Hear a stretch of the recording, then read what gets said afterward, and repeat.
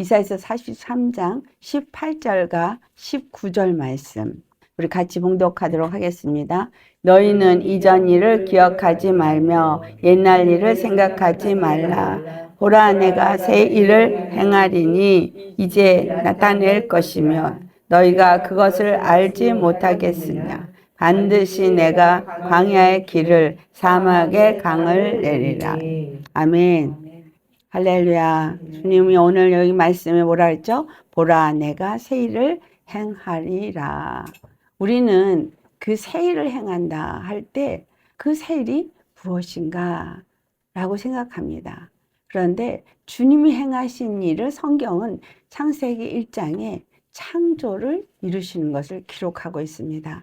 이 창조를 이루신 하나님의 창조는 그냥 이 땅에 모든 만물을 지으셨구나 하고 여기서 끝나시면 안 되는 거예요. 하나님의 성경은 그냥 우리에게 이해할 수 있고 깨달을 수 있는 비유로 기록되어져 있기도 합니다. 근데 그 비유로 기록된 모든 것들은 자연 만물 통해서도 나타내주고 있고 사람들의 삶에서도 나타내주고 있고 우리의 어떤 역사 속에서도 나타내주고 있습니다. 그런데 지난번에도 말씀드렸듯이 이것을 반복해서 말씀하시고 있더라 하는 거예요. 그래서 모든 자연 만물 속에서도 말씀하시고 우리의 삶의 어떤 환경 속에서도 말씀하시고 역사 속에서도 말씀하시는 하나님이 지금 이 시대 가운데 우리에게 무엇을 말씀하시느냐, 이것을 우리가 오늘은 살펴보기를 원합니다. 그래서 정말 주님께서 너희는 이전 일을 옛적 일을 기억도 하지 말고 생각도 하지 말래요. 여러분, 이전 일이 무엇이에요? 여러분의 옛사람, 옛 습성, 그렇죠? 옛 풍속을 따랐던 나의 육체의 사람, 이것을 어떻게 하래요? 잊어버리래요. 기억도 하지 말래요. 그렇다면 나는 새 사람이 되었다는 걸 말하는 거예요. 이것을 지금 창세기가 말해주고 있고 그리고 이스라엘이 어떤 삶을 살았느냐를 통해서 말해주고 있습니다. 그것이 오늘날 교회에 말해주고 있고 지금 이 시대, 이 마지막의 마지막 때를 살고 있는 우리에게 주님은 또 말씀하신다는 거예요. 그래서 앞에 일어난 모든 일들은 본복이고 그래서 지금 이 시대를 살고 있는 우리에게 주님은 새 일을 어떻게 행하시는가 라는 거죠. 보라, 내가 반드시 새 일을 행하리라. 그러니까 너희는 이전 것은 생각지도 마라. 옛적 일은 기억도 하지 마라. 이제 내가 새 일을 행할 것이다. 근데 무슨 일을 행하냐?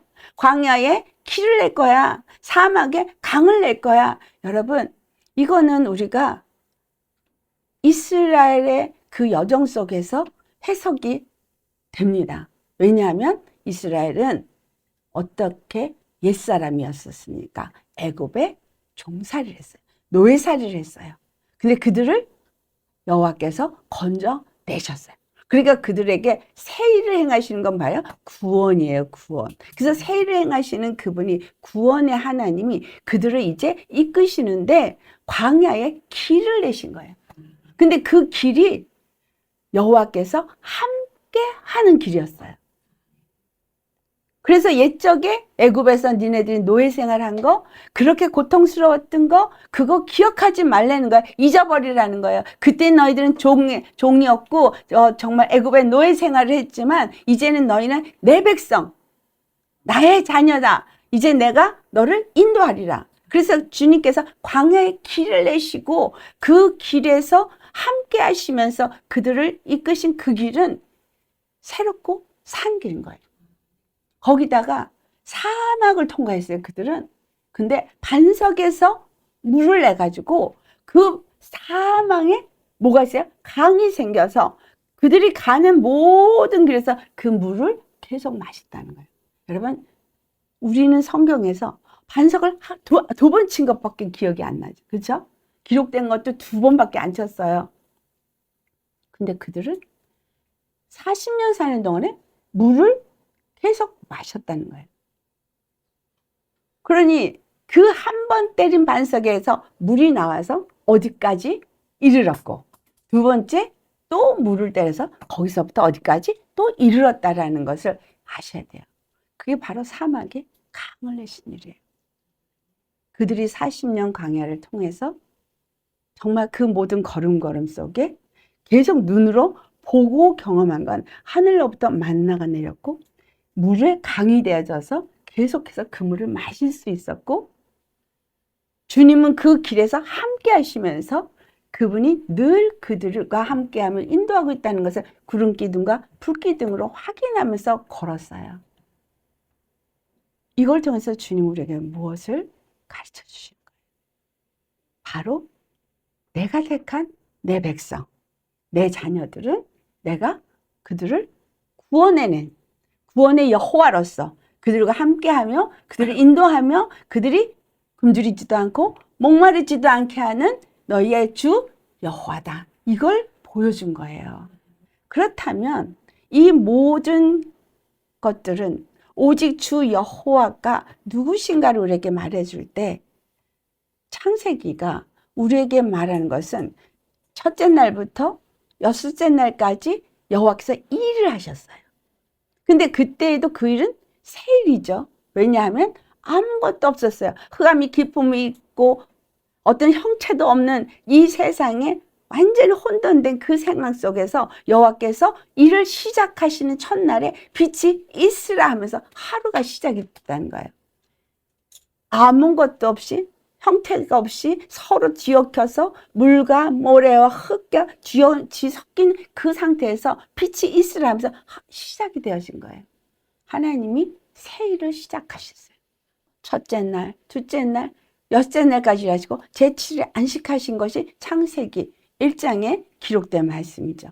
창세기 1장을 보면서 이렇게 창조의 대략이 이렇게 이루어졌구나 라고 거기서 끝나는 것이 아니라 하나님은 지금 이 창세기 1장을 통해서 뭘 말하시냐면 내가 새 일을 행하리라.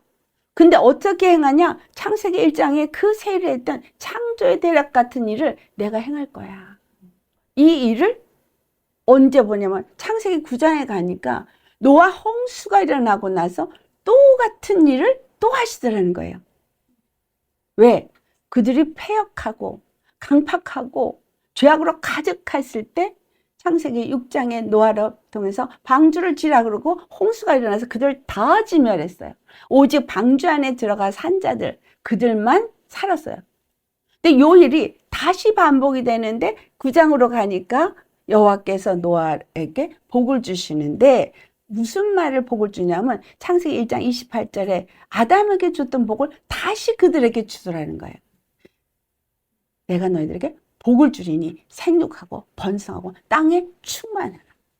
그래서 그때부터 그 방주에서 나온 자들이 다시 충만해졌는데 하나님이 이 새 하늘 새 땅을 주고 그 안에 새로운 일을 시작하신 것은 창세기하고 똑같은 일을 또 하셨지만 반복해서 똑같이 일어난 일은 뭐예요? 세상이 악하고 죄악으로 가득하고 폐악하고 하더라는 거예요. 그래서 하나님이 또 새 일을 시작하시는데 뭐예요? 아브라함을 부르셔서 이스라엘을 택하시고 새 일을 시작하시는데 아브라함에게 약속한 일을 이제 드디어 이루셔서 가나안 땅에 이르게 하는 새 일을 어떻게 이루셨는지를 이스라엘을 통해서 우리에게 또 말씀해 주신 거예요. 그렇죠? 여러분 이렇게 반복해서 우리에게 뭘 가르쳐 주냐? 내가 그것을 반드시 이루리라. 그런데 하나님이 천지를 창조해서 했어도 또 노아를 통해서 했어도 또 이스라엘 통을 했어도 결국은 계속 반복된 건 죄악으로 가득한 세상일 뿐이지 하나님이 정작 원하는 그 일은 일어나지 않았던 거죠. 그래서 하나님이 마지막 날에 예수 그리스도를 보내셔서 예수 그리스도 안에서 이제 새 일을 시작하신 거예요. 그러니까 너희들은 예수 그리스도 안에서 이제 새 일을 시작했으니까 옛일 기억하지 마. 옛사람 생각지도 하지 마. 너는 이제 예수 그리스도 안에서 새 사람이 되었어. 우리를 죄와 사망에서 건져내시고 생명의 성령의 법 안에 사는 하나님의 백성, 거룩한 백성, 하나님의 그 사랑을 입은 자녀로서 사는 자가 되었다는 거예요. 여러분, 이렇게까지 구체적으로 주님이 말씀하시는데 왜 옛사람 버리지 못해요? 왜 옛사람을 버리지 못해요? 왜 옛 구습을 버리지 못해요? 그리고 왜 옛사람이 가졌던 생각을 버리지 못해요? 그리고 계속 생각하는 건 나는 이래, 나는 저래. 내가 이전에는 얼마나 찌질했고 얼마나 부족했고 또 얼마나 잘났다고 생각했었거든. 교만으로 가득 찼고 뭐 등등 여러 가지 모습이 있겠지만 예수 그리스도 안에서 여러분 십자가에 다 죽었습니다. 다 못 박혔습니다. 나의 부족도, 나의 교만도, 나의 어떤 능력도, 이 세상에서 잘났다고 생각했던 것도, 모자랐다고 생각했던 모든 것은 다 십자가 못 박아졌어요. 자, 그러면 십자가에서 예수님을 믿고 새로 시작한 나의 삶은 주님이 새 일을 시작하시는 삶인 거예요. 그럼 그분 앞에 온전히 맡기셔야죠. 하나님이 하나님의 백성의 일을 이루시는 것은 성경에서 뭘 말해줬냐 하면 창세기에 나타나는 건 6일을 일하시고 제7일에 쉬셨더라 해요. 쉬시는 거예요. 그날을 어떻게 했어요? 거룩하게 하시고 그날에 쉬셨어요. 두 번째, 이스라엘로 그 가나안 땅에 들어가서 그들을 거룩하게 하시고 그들이 여호와 하나님 안에서 안식하는 거룩한 나라가 되어지게 했어요. 근데 안 이루어졌어. 그쵸? 근데 이제는 뭐예요? 예수 그리스도 안에서 우리로 하여금 바로 그 모든 길에 주께서 함께 하실 거예요. 구약을 통해서 우리에게 말해주신 거예요. 그런데 6일 동안은 일해야 되는 거예요. 하나님도 6일 동안 일하세요. 예수님도 일하셨어요. 오셔서. 그리고 뭐랬죠? 아버지께서 지금까지 일하시니 나도 일한다. 안 쉬시더라는 거예요. 예수님과 함께 일하셨다는 거예요. 여러분, 지금은 6일 중에 속해 있는 거예요. 자, 그러면 제7일에는 반드시 안식하는 그날이 우리에게 옵니다. 근데 6일 동안 누가 일하셨어요? 여호와께서 일하셨어요. 근데 우리는 내가 나를 만들어가는 게 아니라 여호와께서 새 일을 행하시는데 내 안에서 새 일을 행하시고 나를 만들어 가셔서 나로 하여금 하나님의 그 거룩한 날에 그 안식에 들어가게 하시기 위해서 6일 동안을 쉬지 않고 일하신다는 거예요. 우리는 밤에 자도 주님은 안 주무셔요. 밤에도 일하셔요. 정말 오늘 여러분이 오늘 말씀 받는 건 이 마지막 때에 정말 유념하고 깨어서 생각하셔야 돼요. 자, 첫째 날에 뭐 했어요? 창세기 1장 가보세요. 성경을 잘 읽으신 분은 다 보지 않아도 기억을 하시겠지만 그렇지 않은 분들은 기억을 못하는 것이 정말 창세기 1장이 너무 중요하고 귀한 것이기 때문에 우리 보면서 해야 돼요. 이 마지막 때에 세우실 하나님의 새 일을 어디서 발견한다고요? 창세기에서 봐야 돼요. 계시록에서 봐야 되는 게 아니라 창세기에서 봐야 돼요. 창세기 1장은 계시록하고 같이 연결됩니다. 자, 그래서 창세기 1장의 첫날에 뭘 했어요? 빛이 있으라. 이때에 보니까 창세기 1장 2절을 보니 땅에 뭐가 원래 있었어요? 흑암이 있었어요. 흑암이 원래 있었어요. 그래서 2절을 보니까 땅이 혼돈하고 공허하며 흑암이 깊음 위에 있고, 그렇다면 이걸 영적으로 대비를 해서 같이 봐야 돼요. 육적으로 아무것도 없고 흑암이 깊음 있고 땅이 혼돈한 그 상태, 우리가 죄악 가운데 있는 죄의 사람일 때, 이스라엘이 애굽에 있을 때 똑같은 모습이죠. 우리 심령에 흑암이 깊음이 있다 할 때 이 흑암은 뭐예요? 사망. 우리 안에 그 사망이 혼돈하게 하고 공허하게 하고 우리는 아무것도 모르는 혼돈 속에서 무엇을 어떻게 해야 될지, 어느 게 진리고 어느 게 거짓인지 분별 못해요. 그렇죠? 그냥 세상 사람들이 가는 대로 이렇게 사는 건가 봐. 그래서 그대로 습득된 대로 그렇게 살아요. 그렇게 살았어요.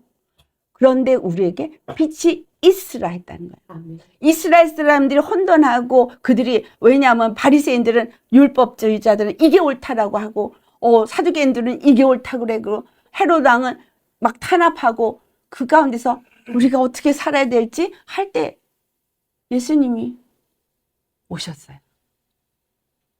세례요한이 와서 먼저 뭐래요? 회개하라. 천국에 가까웠느니라.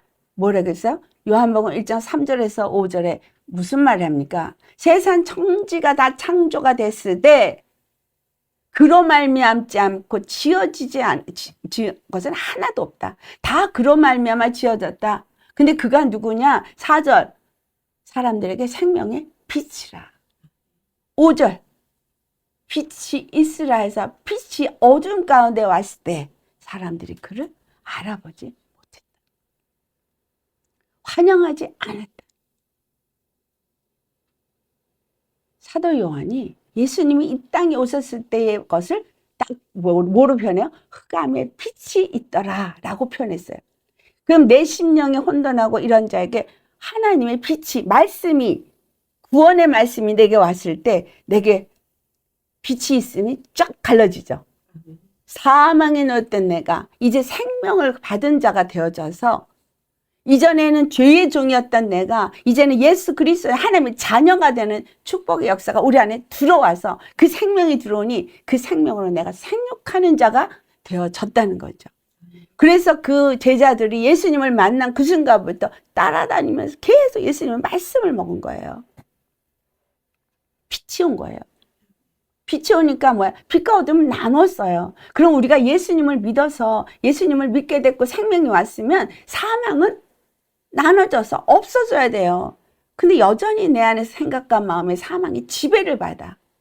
그럼 뭐야? 빛이 완전히 나를 차지한 게 아닌 거죠. 근데 주님이 이스라엘을 보니까 가나안 땅에 들어가도 단번에 쫓아내지 않고 천천히 쫓아내겠다라고 했잖아요. 주님이 하신다는 거예요. 그러면 이게 어디서 보냐? 첫째 날부터 여섯째 날까지가 내 안에 일어나고 있구나. 첫째 날부터 여섯째 날까지 여호와께서 일하시니 내 안에 일어나고 또 내 살고 있는 이 세상 가운데 일어나는 거구나 라는 걸 생각해야 돼요. 자, 두 번째 날에는 뭘 했어요? 물과 물을 나누셨죠. 물과 물을 나누시는데 여기는 두 가지 물이 있잖아요. 도대체 이 물은 뭘 의미하지? 라고 생각할 때 우리가 세상에서 있는 이걸 가지고 세상으로 이치로 생각해서 볼 때 궁창은 저 하늘이에요. 저 하늘 사이에 하나님이 거하시는 하늘이 있고 이 땅이 살고 있는 우리 이곳에 물이 두 종류로 나뉘어진다는 거잖아요. 그러니까 하늘에 있는 물과 땅에 있는 물이 다르더라. 하나님의 생각과 우리의 생각은 다르고 하나님의 길과 우리의 길은 달라. 하나님이 이 물이라고 하는 것은 에베소 5장 26절에 분명하게 물은 말씀을 상징하고 있구나라는 걸 알잖아요. 그래서 말씀인데 도대체 이 물이 두 가지가 다른데 무슨 말씀이냐? 세상의 이치와 사람의 계명과 이 땅에서 사람들이 만들어낸 신학과 등등등 풍습, 무슨 논리들, 사상들 그런 것들이 각 나라마다 다르고 풍습 따라 다르고 민족 따라 다르고 나름대로 그들이 갖고 있는 도덕도 달라요. 같은 한국 사람이라도 한국에 사는 한국 사람의 생각, 멘탈리티와 미국에 사는 한국 사람은 달라요. 또 미국에서 사는 한국인이 다르다. 근데 거기서 태어난 애들은 또 달라요. 그래서 여러분 언어에는 민족적인 언어가 있는 것뿐만 아니라 나라적인 언어만 있는 그 민족적인 언어가 있어요. 종족적인 언어가 따로 있어요. 그러니까 이 중국 같은 데나 필리핀 같은 데나 미얀마 같은 데 100개가 넘는 언어들이 있는 거예요. 서로 말이 안 통해요. 그 언어라는 건 자기네들의 문화 속에서 만들어진 것들이잖아요. 그러니까 이런 것을 볼 때 지금 그러면 이 물이 두 종류로 하나님은 나누시는구나. 그러니까 이 땅에 있는 물은 다 하나로 모여서 바다라 표현돼 있어요. 근데 이 물이 뭔가 우리 계시록에서 찾아보겠어요. 계시록 전에 한 가지 제일 이해하기 쉬운 게 뭐냐면 애굽에서 나온 이스라엘 사람들이 출애굽기 15장을 보면 마라라는 곳에 이르렀는데 그들이 뭘 처음 만났어요? 쓴물을 만났어요. 그래서 그것도 이름을 마라라, 쓴물. 그랬는데 그 쓴물이 어떻게 돼요? 우리 한번 출애굽기 15장 23절에서 25절 말씀. 이렇게 성경을 안 읽어도 착착착착 나가면 그건 이제 성경을 많이 읽으신 분들을 상대로 할 때. 근데 그렇지 않은 분들은 눈으로 확인시켜 주려고 있는 거예요. 마라에 이르렀더니 그곳 물이 써서 마시지 못하게 됐으므로 그 이름을 마라라 하였더라. 백성이 모세에게 원망하여 이르되 우리가 무엇을 마실까 하매 모세가 여호와께 부르짖었더니 여호와께서 그에게 한 나무를 가르치시니 그가 물에 던지니 물이 달게 되었더라. 거기서 여호와께서 그들을 위하여 법도와 율례를 정하시고 그들을 시험하실세. 아멘. 자, 지금 물이 써서 마실 수 없는데 하나님이 지정한 나무 그걸 던지니까 단물이 됐어요. 우리에게도 우리 안에 쓴물밖에 없었어요. 세상에서 습득된 가증한 그 더러운 것들로 머리부터 사가지고는 그게 지식이고 그게 뭐 대단한 것처럼 지식인들 하지만 다 똥이고 응? 책을 아무리 읽어도 다 똥이고 진리가 아니에요. 근데 거기에 한 나무가 딱 떨어지니까 변화가 되는 거예요. 세상에 읽었던 책도 뭐가 옳고 뭐가 그런 말을 썼는지 분별이 되어지고 무엇이 따라야 될 것이고 무엇이 따르지 말아야 될 것이 분별이 되어지고 그러면 뭐예요? 단물이 뭔지를 아니까 단물을 먹게 되겠죠. 내가 생명을 얻을 수 있는 것이 어떤 말씀인지를 깨달아 알아지니까 내가 생명을 얻을 수 있는 물을 먹게 되잖아요. 한 나무가 뭐예요? 예수님의 십자가 복음. 예수님의 십자가 복음을 쓴물로 가득한 데다가 탁 던지니까 그 십자가의 의가 탁 우리에게 분별시켜 주는 거예요. 무엇이 의고 무엇이 불의인지, 무엇이 참이고 무엇이 거짓인지 다 가르쳐 주죠. 그래서 그 모든 것을 배설물처럼 버리게 되는 사도 바울의 고백. 나는 예수 그리스도를 아는 것 외에는 다른 모든 것들 배설물처럼 버린다. 똥같이 버린다. 그것이 이전에는 나에게 유익이었지만 이제 필요 없어. 네, 이거 버린 거예요. 그런데 세 번째, 셋째 날 되니까 이 쓴물이 한 대로 다 모이잖아요. 네? 다 모였어요. 그래서 이 땅에 있는 것들은 다 쓴물이구나 라는 것을 알아야 돼요. 근데 사람들은 그게 쓴물인지 모르고 꿀떡꿀떡 먹어요. 근데 이 쓴물을 딱 계시록에 정확하게 나타내주고 있는데 계시록 8장 10절에서부터 11절에 보면은 하늘로부터 뭐가 떨어져요. 이게 떨어지는데 이게 마지막 때에 일어날 일인 거예요. 이제 사람들이 더 미혹을 받아서 거짓된 것을 더 좋아하고 그것을 더 사랑해서 그것을 따라가게 되는데 여기 기록된 말씀을 보면은 셋째 천사가 나팔을 부니 횃불같이 타는 큰 별이 하늘에서 떨어져 강들의 3분의 1과 여러 물샘에 떨어지니 이 별 이름은 쓴쑥이라. 자, 별은 여기서 뭐냐면 타락한 천사를 의미해요. 그가 떨어지는데 세상에 떨어져서 물의 3분의 1을 근데 이 쓴쑥이 물이 다 쓴쑥이 되는 거예요. 쓴물이 다 되는 거예요. 쓴물 무슨 물?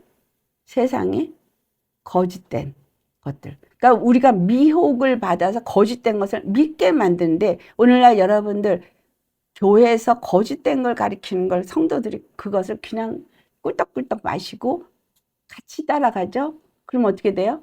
죽는 거예요. 십자가가 없는 말씀은 죽는 물이에요. 거짓이에요. 쓴물이 되는데 많은 사람들이 죽더라. 사람들이 계속 죽어가는 거예요. 예수님 믿고 나는 구원받는다 그랬는데 쓴물이 된 그 쓴속의 말을 누군가가 받아 먹은 사람이 그걸 전하니까 물샘에 떨어져요. 물이 샘이 어디예요? 예수님이 십자가가 물샘인데 그 물샘, 십자가를 가졌다는 내 심령에 더러운 게 들어와서, 탐욕이 들어와서, 정욕이 들어와서 세상의 영광을 취하다가 여기가 쓴속이 들어오니까 더럽혀진 쓴물이 되니까 이 입에서 뭘 통해요?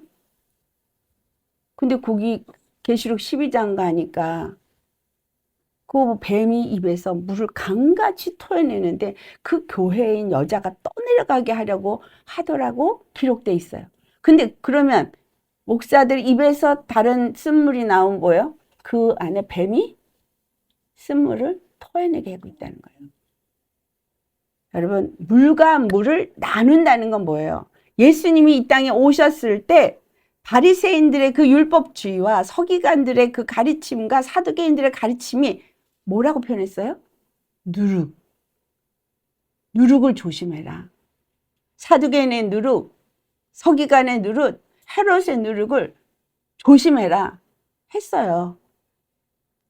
세상 것이 바로 예수 그리스도 십자가의 진리가 아닌 건 다 누룩 섞인 거라서 우리가 달콤해요. 이 땅에서 잘 먹고 잘 살고 또 하나님의 은사도 받고 뭔가 능력도 나타나면서 내가 높아지고 좋죠.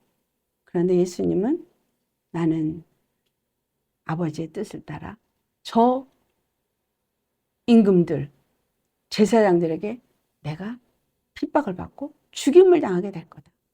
왜 하나님 꼭 그 길을 택하셨느냐? 그 길밖에는 길이 없는 거예요. 왜 우리에게 꼭 그렇게 죽어야 되는 길을 가느냐? 십자가가 물과 물을 나누는 거거든요. 의와 불의를 나누는 거거든요. 왜? 그분이 부활하셨을 때에 의가 되셨거든요. 죽지 않으면 부활이 있을 수가 없어요. 내가 죄의 사람이 죽지 않으면 생명의 사람이 나타날 수가 없어요. 계시록 22장 1절로부터 보면은 하늘로부터 하나님의 생명수가 흐르는데 어디서부터 흐른다 그래요? 하나님과 및 어린 양의 보좌에서부터 흐른다 그래요. 하나님의 말씀이 하늘로부터 우리에게 주시는 말씀이 생명수라는 거예요. 그러니까 우리가 뭘 먹어야 돼요? 하늘로부터 주시는 생명의 말씀만을 먹어야 돼요. 예수님이 바로 하나님의 말씀이 육신으로 이 땅에 오신 계시예요. 나를 본 자는 아버지를 보았다. 그분의 말씀, 내 말을 지키는 자는 내게 속하였고 저희는 나를 알고 나는 저희를 안다. 내가 저희와 함께 하리라. 우리는 무슨 말씀에 귀를 그렇게 먹냐 이거죠. 그 다음에 무태서부터 3일째 이제 물에서부터 바다가 하나로 모이고 땅이 나와요. 땅이 어디서 나왔어요? 바다에서 나왔어요. 그럼 요 땅들은 무슨 땅이에요? 예수 믿는 사람들. 이스라엘이 애굽에서 나왔어요. 저 애굽은 세상 물이 바다야. 이스라엘은 거기서 나왔어요. 그리고 거기에다가 하나님이 나라를 세우잖아요. 우리 예수님이 우리를 그 십자가의 보배 피로 우리를 건져내셨어요. 세상의 이론과 이치와 논리들은 그것이 쓴물이라는 것을 십자가 복음으로 나타내 주셨어요. 그래서 이 날에 보니 셋째 날에 땅이 물에서 나왔는데 거기에 뭘 하냐면 풀과 채소를 나무를 심는데 씨를 맺는 자여야 되는 거예요. 씨. 여기서 씨 맺는 채소, 씨 맺는 과일을 맺은 것은 누구를 유익하기 위해서요? 우리를 유익하기 위해서. 우리에게 먹게 하기 위해서. 여러분, 우리가 먹고 양식을 얻고 생육하고 번성하고 땅이 충만해지도록 양식이 나오기 위해서 반드시 씨 있는 채소와 씨 있는 과일을 먹어야 되는 거예요. 근데 요새는 씨 없는 과일을 만들어내고 있어요. 씨 없는 과일. 여기서 이 열매가 뭔가, 우리가 보면은 베드로후서 3장 5절에 사도 베드로가 뭐라 했냐면 사람들이 잊어버린대요. 하늘이 예적부터 있다는 것과 하늘이 예적부터 있다라는 거는 뭘 의미하는 거예요? 변하지 않았다는 거예요.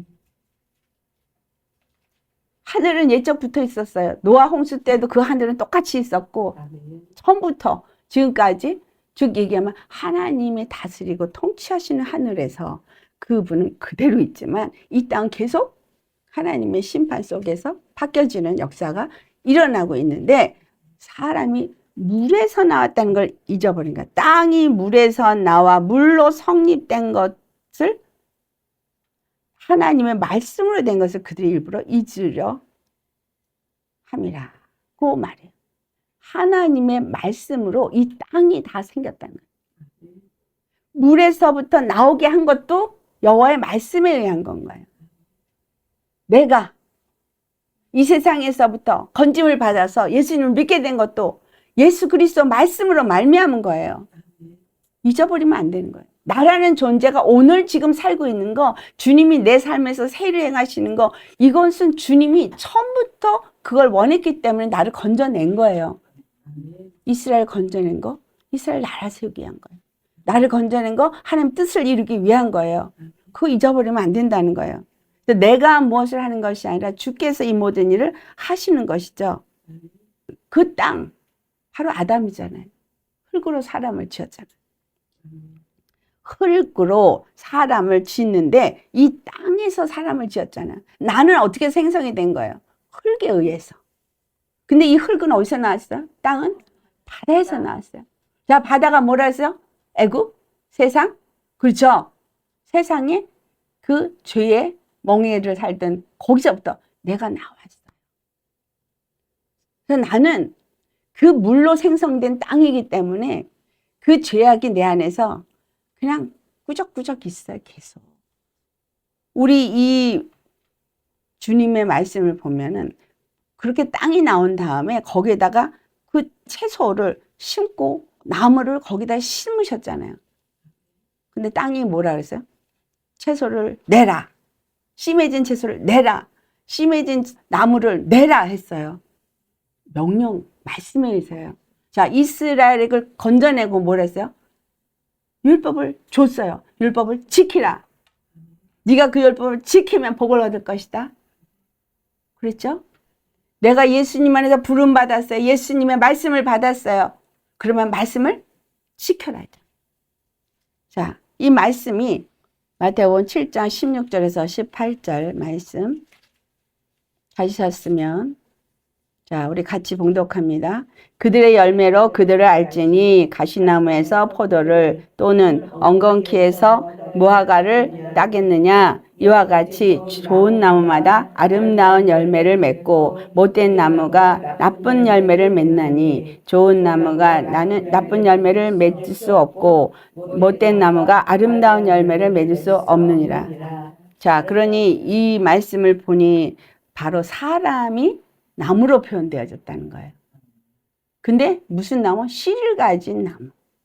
그러니까 못된 나무, 좋은 나무. 그렇다면 못된 나무는 못된 씨를 갖고 있고 좋은 나무는 좋은 씨를 갖고 있다는 거예요. 세상 사람은 죄의 씨를 갖고 있기 때문에 죄의 열매를 맺지만 예수님을 믿는 사람은 성령의 씨를 갖고 있어서 예수님이 씨를 가졌으니까 성령의 열매를 맺어야 돼요. 그 생명을 갖고 있으니까 그 생명의 열매를 맺어야죠. 근데 어떻게 할 때 맺으냐? 계시록 22장에 그 하나님감이 어린양의 보좌로부터 생명수강이 흘러내릴 때에 길 가운데로 흐르고 그리고 그 가장자리에 생명나무가 세워지는데 이들이 그 생명강의 그 물을 마시다 보니까 12 과실을 맺더라. 시절마다 과실을 맺더라는 거예요. 시절마다. 넷째 날에 징조를 나타내고 계절이 바뀌고 날이 있고 해가 있고 있는데 그때마다 열매를 시절마다 때를 따라 거기에 합당한 열매를 맺어야 되는 게 생명나무예요.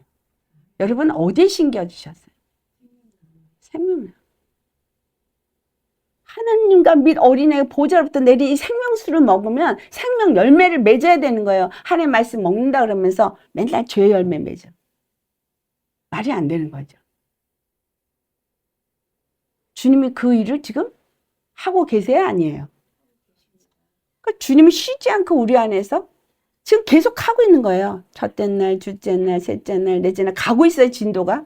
근데 나는 아직도 첫째 날에서 요지부등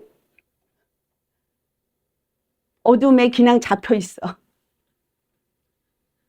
그 다음에 물과 물은 여전히 나눠지지 않고 이게 10%는 하늘로부터 온 물이고 90%가 세상 물이. 계속 해야 돼요. 자, 근데 넷째 날에 뭐가 나요? 광명을 만들잖아요. 두 광명. 근데 그 두 광명을 만들 때 해와 달이 나오는데 해는 낮을 주관하고 달은 밤을 주관하는데 누가 나를 주관해요? 응? 해가 주관을 해야지. 내가 어디에 속한 자니까 낮에 속한 자, 빛에 속한 자이면 해가 나를 주장하게 해야 되는 거예요. 그러면 해가 나를 주장하면 그 징조가 내게서부터 구원받은 징조가 예수 그리스도의 정말 생명의 징조가 나타나야 되잖아. 열매가 맺혀져야 되잖아. 시절 따라.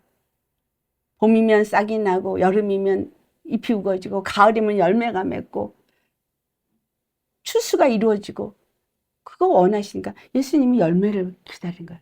열매를 바라는 거야. 근데 열매가 없어. 야, 이거 열매 못 나. 얘 그냥 잘라버려. 그러니까 뭐야? 농부가 아니요, 제가 한 번만 더 해보겠습니다. 걸음을 치고 잘 해서 내년에 열매를 맺도록 그때도 못 맺으면 잘라버리겠습니다. 여러분, 열매 맺지 못하는 나무가지는 잘라버려요. 농사 져보신 분 알지만 계속 그런 거 잘라줘야 실제로 열매 잘 맺는 가지의 열매가 잘 자라거든요. 필요 없는 건 잘라버려야 돼요. 지금 주님 가지치기 계속하고 있죠? 네. 우리가 어떤 삶을 사는가? 주님은 계속해서 일을 하고 계세요. 그분은 쉬지 않고 일을 하고 계세요. 이제 이게 마지막 날이기 때문에 이제 이 새 창조가 이제 끝나갈 때가 가까우고 있다는 거예요. 가지치기 할 때 내가 거기서 잘라져 나갈 것이냐? 아니면 열매를 맺어 주님이 귀해서 아이고 얘 요거는 이뻐서 내가 좀 잘 태워야 돼. 너 옆에 있는 거 잘라져 버려. 너 잘 자라라. 나는 어디에 속하냐? 중요하겠죠? 이 광명들이 계시록에 가면 어떻게 되는가? 우리 계시록 6장을 가보세요. 이 마지막 때가 되면 이제 하나님의 역사가 일어나니까 계시록 6장 12절 말씀 보겠습니다. 같이 봉독합니다. 내가 보니 여섯째 인을 떼실 때에 큰 지진이 나며 해가 검은 털로 짠 상복같이 검어지고 달은 온통 피같이 되며 여기서 해는 낮을 주관하고 달은 밤을 주관했거든요. 그러면 권세자인데 낮을 주관하는 권세자와 밤을 주관하는 권세자 둘이 있다는 거예요. 근데 여기서 보니까 해가 검은 털로 짠 상복같이 돼서 그러니까 이 낮을 주관하는 권세가 검어졌다는 얘기는 뭐야? 빛을 비추지 못하는 광명체가 되었다는 거잖아요. 하나님께 속해서 낮을 주관하는 하나님의 사람들을 세우셔서 빛을 비춰서 어둠을 밝히고 영혼들을 구원해내는 일을 시켰어요. 그렇죠? 어디가? 교회가. 교회 지도자들이. 근데 교회가 타락을 해버리니까 어떻게 돼요? 빛이 없어서 상복을 입었어요. 상복. 죽은 자가 입는 상복을 입은 거예요. 생명을 못 만들어내는 거예요. 빛을 못 비추는 거예요. 이게 마지막 때 이렇게 교회가 배도한다는 거죠. 근데 달은 뭐가 돼요? 피같이. 심판. 그렇죠? 이 어둠의 주관자들, 어둠 속에 있었던 권세들은 다 하나님의 심판을 받아서 어떻게 돼요? 계시록 14장에 가면은 낫을 휘둘러서 추수하실 때 하나님이 추수하는데 그 다음에 두 가지가 나오는데 추수하는 거가 나온가 하면 또는 포도주 틀을 갖다 던져가지고 다 짓밟은 심판이 이루어지는 거 나오죠? 그러니까 하나님이 지금 일하시는 것이 지금 갈수록 첫째 날, 둘째 날, 셋째 날, 넷째 날, 다섯째 날 가니까 교회는 배도하고 그 교회를 배도하게 한 그들은 심판을 받아요. 16절부터 계시록 16장부터 18절까지 바벨론이 무너지고 한순간에 무너지는 스토리를 말하는데 18장 4절에 가면 너희는 거기에서 나오라. 거기에 가담되지 마라. 악에 가담되지 마라 라고 하잖아요. 주님이 이 일을 하시는데 나는 주님의 음성을 계속 잘 들으면 그 길을 따라가는 거잖아요. 광야의 길을 낸 그 길을 따라가야 되는 거예요. 다른 길을 가면 안 되는 거예요. 이스라엘은 여호와가 인도하는 그 길을 가야지 다른 길을 가면 안 되는 거예요. 오직 한 길일 뿐인 거예요. 오직 한 길. 무슨 길? 십자가 길. 내가 곧 길이요 진리요 생명이니 나로 말지 않고는 아버지께 올 자가 없다는 그 길만 따라가야 되는 거예요. 십자가 복음이 중요한 게 아니라 그 십자가 복음을 받고 그 십자가의 길을 가는 사람이 중요한 거예요. 그 사람은 내가 심령이 사막 같아도 생명수가 하나님의 그 보좌로부터 흘러내려와서 내 심령은 물된 동산이 되어지고 물이 마르지 않은 샘이 되어져서 항상 목마름이 없는 거예요. 여러분 예수님 믿으면서 내가 가래요. 말라져요. 목말라요. 그러면 안 돼요. 말씀이 생명으로 내게 계속 역사가 돼야 된다는 거예요. 그렇게 안 되면 메말라져요. 열매? 없어요. 여러분 얼마나 지금 열매를 맺고 계십니까? 여러분은 하나님이 해로 삼으시잖아요. 안 그래요? 빛을 비추는 자잖아요. 그런데 저 밤에 주관하는 것들에 의해서 그냥 고통당하고 다 사그러져 가고 있고 배도되고 있고 무너지고 있고 교회가 영혼을 살리지 못하고 있는 이 일이 일어나고 있고 그 입에서는 쓴물만 내고 있으니 정말 너무 가슴 아픈 일이죠. 이렇게 하나님의 심판의 때가 지금 이루어지고 있습니다. 예레미야서 49장 25절 그 엘람이 그들이 가진 강한 힘의 화살을 여호와께서 진멸하실 걸 말하고 있거든요. 엘람은 이란이에요. 근데 그들 아직 완전히 안 무너졌어요. 어딜 보면 성경을 보면 그들이 다시 일어나요. 다시 일어나서 내 나라와 같이 싸움이 이제 일어날 텐데 그 일을 하게 돼요. 그래서 이제 중동에 전쟁이 일어나게 되죠. 이스라엘 대적하는 전쟁이 또 일어나죠. 잠깐, 예. 그러나 발톱은 숨겨놔. 자, 이런 상황에서 우리가 무엇을 바라봐야 되냐? 너무 감사하고 은혜되는 것이 바로 이 소성케 되는 역사를 이루신다는 거예요. 에스겔서 47장을 가보시면은 9절에 똑같이 거기서도 성전에서부터 흘러나오는 물에 대한 이야기가 나옵니다.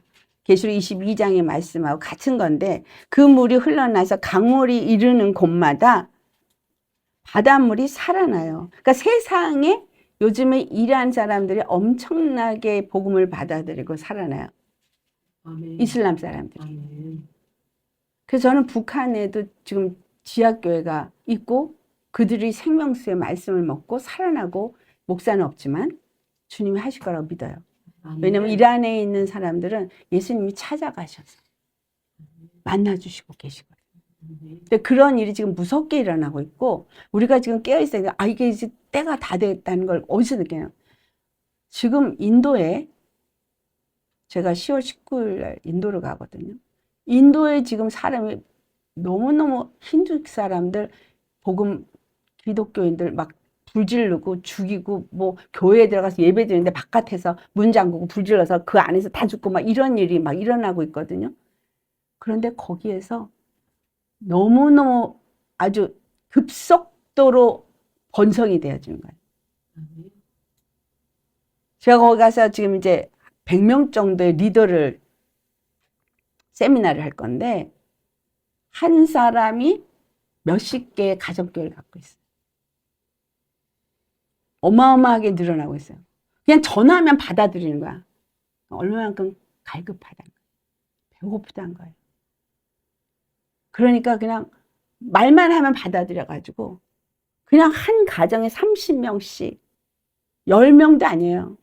그리고 우리 좀 힘을 내야 되겠죠. 거기는 한 가정에 30명, 50명 그런 거를 지식도 없어요. 그러니까 가장 말씀을 이제 가르쳐 줘야 되는 상황인 거예요. 이 지도자들. 그냥 예수님 십자가에서 죽으시고 내 죄 사해줬다. 예수님 믿음 구원받아. 이거 갖고 그냥 30명씩 50명씩 되는 거야.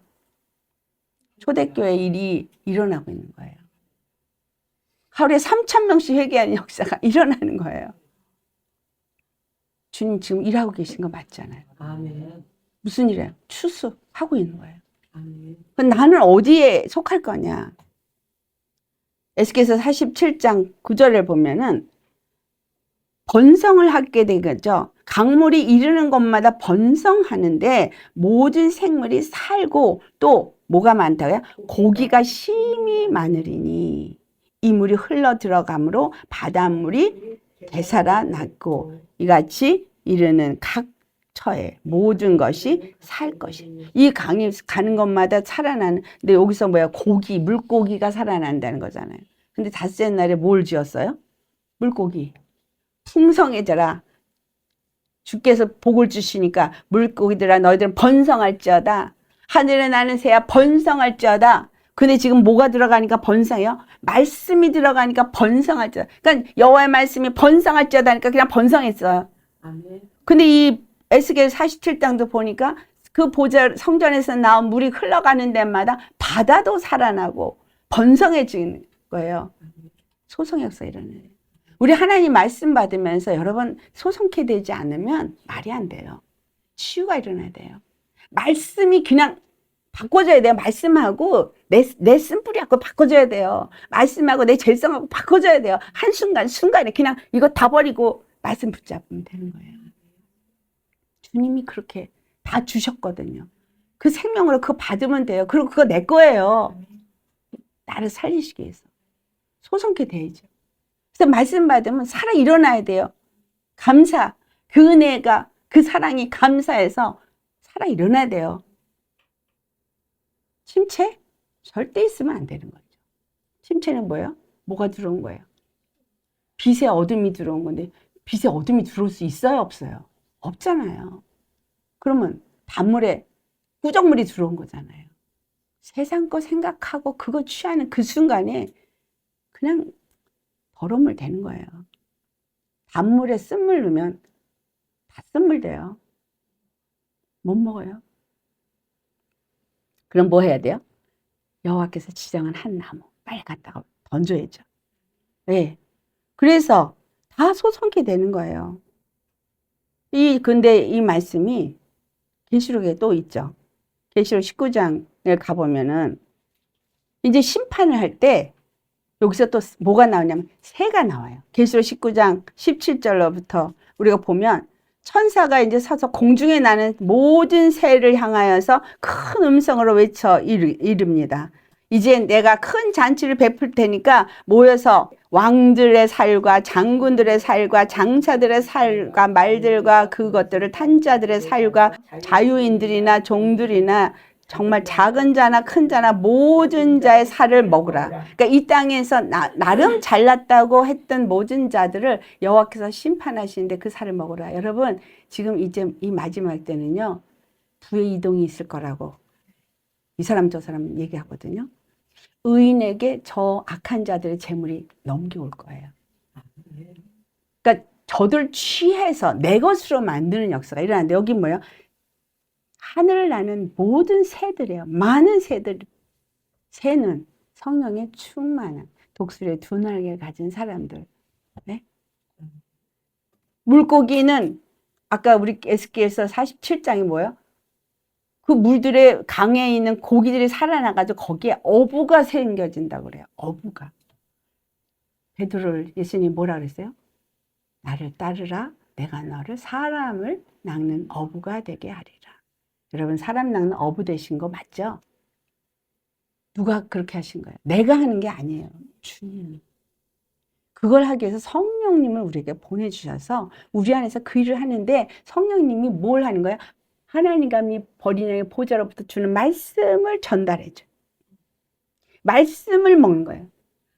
그 말씀이 생명의 열매도 맺게 하고 그 말씀이 나를 소성케 하기도 하고 그 말씀이 나로 하여금 하늘을 나는 새가 되게 해가지고 성령 충만하게 해서 이 세상에 있는 것들을 하나님 진멸하실 때 그걸 내가 다 취해서 내 것으로 삼는 거예요. 자, 이제 마지막 중요한 6째 날. 지금 이 시대가 바로 이 6째 날에 일어나는 일을 기록하고 있습니다. 자, 6째 날에 뭘 지었냐면 짐승을 짓고 사람을 지었어요. 그러면 여기서 사람은 여호와가 보실 때 힘이 좋았더라 하는 사람인 거예요. 그래서 그 다음에 안식하시니까 거룩하게 하고 쉬셔서 이제 나 다 이뤘으니까. 자, 그러면 이게 뭐냐? 아, 이 시대에 이제 주님이 이제 쉬자 하기 전에 마지막에 짐승과 사람이 세워진다는 거예요. 근데 여기서 말하는 짐승은 뭐고 사람은 뭘까? 계시록 13장에 정확하게 우리에게 말해주고 있어요. 계시록 13장 1절에서 2절 말씀 먼저 보시겠습니다. 같이 공독합니다. 내가 보니 바다에서 한 짐승이 나오는데 뿔이 10이요 머리가 7이라. 그 뿔에는 10 왕관이 있고 그 머리에는 신성 모독하는 이름들이 있더라. 내가 본 짐승은 표범과 비슷하고 그 발은 곰의 발 같고 그 입은 사자의 입 같은데 용이 자기의 능력과 보좌와 큰 권세를 그에게 주었더라. 자, 용이 뭔지 아시죠?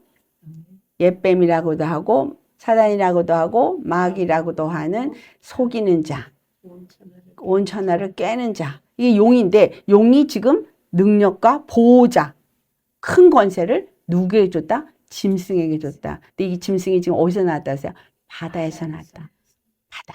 이 세상의 물. 그렇죠? 그러니까 이 세상의 물, 세상의 이론, 세상의 사상, 세상의 논리를 가지고 했던 자가 이제 권세를 받아서 뭐래요?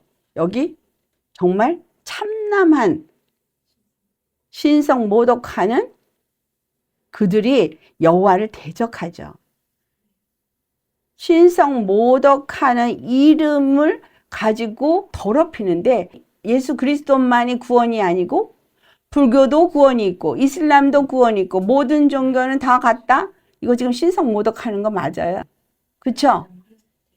네, 하나님 대적하는 거예요. 하나님만이 구원이 있고 하나님만이 여호와이라고 했는데 신성 모독하는 거예요. 근데 이들이 뭐예요? 여기 짐승이 가진 뿔이 어리고 이게 뿔이 능력이거든요. 권세를 가진 거예요. 열권세를 가진 거예요. 이 열은 뭐예요? 마지막 때에 일어나는 그 권세자들이고 그리고 머리가 7이라는 건 7은 7 마운틴을 의미해요. 그러니까 육체적으로 볼 때는 7 나라. 실질적으로 7 나라들이 좀 문제가 있습니다. 그리고 세상에서 딱 구별하면 10나라가 되어지는 일들이 이제 이게 뭉쳐지면서 생기고 그런데 여기서 말하는 7 산은 정치, 경제, 문화, 또 뭐죠? 교육, 미디어, 의학, 또 뭐예요? 이 모든 세상을 지금 누가 쥐고 있어요? 보면 우리나라는 어때요? 이상한 논리를 갖고 있는 사람들이 지금 다 쥐고 있죠. 그리고 그렇게 다 만들고 있죠. 7번째가 사회. 이것이 예수 믿는 사람들이 다 이걸 줬어야 되는데 교회가 이걸 못하니까 결국 걔네들이 다 준 거예요. 용이 마귀가 그들에게 권세를 줘서 그들이 다 지배합니다. 근데 지금 여기 있는 인생들은 그걸 알아요? 몰라요? 모르고 지금 있는 거예요. 모르고 그 안에서 눈이 멀어서 조금 주는 대로 먹고 있고 그냥 이 돼지 새끼가 이거 그 눈앞에 있는 먹이만 주면 좋다고 이러고 있고 땅만 쳐다보고 가다가 도살장에 들어가서 죽는 것과 같이 지금 그 일이 일어나고 있다는 거예요. 하나님이 일하고 계십니다. 일하시는데 쟤네들도 사용되고 있는 거예요. 그러면서 이 모든 것에 주님은 뭐예요? 내가 새 일을 행하고 있어. 창조를 이룬 것처럼, 이스라엘을 불러낸 것처럼, 노아를 통해서 구원을 했던 것처럼 내가 예수를 보냈어. 너희들 어디에 속할 거니? 내가 예수를 통해서 내가 이 일을 한다. 성령을 통해서 이 일을 한다는 거예요. 우리가 붙잡아야 될 건 말씀대로 그대로 세상은 일어나고 있어요. 그리고 이 바다에서 올라온 이 짐승이 뭐죠? 짐승이 이적을 행해요. 14절로부터 보면 이적을 행하는데 땅에 거하는 자들을 미혹한다고 기록하고 있어요. 그리고 땅에 거하는 자들에게 이르기를 칼에 상하였다가 살아난 짐승을 위하여서 우상을 만들라 하고 그에게 또 경배하게 하는 거예요. 응? 그리고 그 다음에 뭐예요? 짐승의 표 육룡이 만들게 맞게 합니다. 이것이 짐승의 숫자니 너희는 지혜롭게 잘 그것을 알라는 거예요. 짐승의 숫자 6, 6, 6. 첫째 6은 그 세상의 권세를 가지고 짐승이지만 용의 권세를 가진 자가 있고 그 다음에 6은 거짓 선지자들 그 다음에 6은 영, 혼, 몸, 적그리스도. 이게 짐승의 숫자인 거예요. 하나님은 반드시 그 일을 이루십니다. 반드시 내가 새 일을 행하리라. 보라 내가 새 일을 행하리라. 보라. 자, 창세기부터 이렇게 했어. 보라 내가 노아 때 이렇게 했어. 보라 내가 이스라엘 이렇게 했어. 보라 예수를 통해서 이렇게 했어. 이제 이 마지막 때 너희가 살고 있는 이때에 내가 이 일을 할 것이다. 깨어서 믿고 그 길을 가는 자만 구원을 얻는 거예요. 주여 주여 하는 자가 다 구원을 얻는 게 아니라. 그래서 주님은 지금 우리에게 너무나 중요한 것은 예수 그리스도 형상을 닮아가는 자가 되어야 되는 바로 광야에 내가 길을 내고 사막에 강을 내라는 그것은 여호와가 그들과 함께 했던 그 길 하나만 얘기해 주고 있기 때문에 우리가 예수님의 형상을 회복하는 말씀을 받는 그 말씀에 의해서 날마다 변화를 받아서 이 창세기 1장 첫째 날부터 엿새 날까지 하던 이 모든 일을 내가 그대로 주님을 따라서 가야 되는 거예요. 그래서 짐승이 될 거냐 사람이 될 거냐. 사람이 되죠. 아담 창조했어요. 근데 아담이 구약에는 흙을 가지고 생기를 불어넣어서 아담이 되게 했는데 마지막 때는 어떻게 했어요? 고린도서 15장 45절에 예수 그리스도께서 마지막 아담으로 오셔서 이제 내 살을 받아 먹으라 내 피를 받아 마셔라 그는 영생을 얻을 것이다 라고 말하고 있어요. 사람이 될 것이냐 짐승이 될 것이냐를 결정해야 되는 시대에 우리가 지금 살고 있습니다. 짐승은 권세를 받아서 예수 믿는 사람들을 핍박해요. 핍박이 와도 목에 칼이 들어와도 절대로 부인하면 안 되는 거죠. 주님은 반드시 일곱째 날을 거룩하게 하시고 쉬신 것처럼 그런데 그 안식일이 예수님이 주인이라 그랬잖아요. 머리란 얘기예요. 머리. 주인, 호스트. 응? 그러면 그 집 식구는 거룩한 자인 거예요. 우리는 신령한 집으로 세워져서 그 안에 거하는 자가 되죠.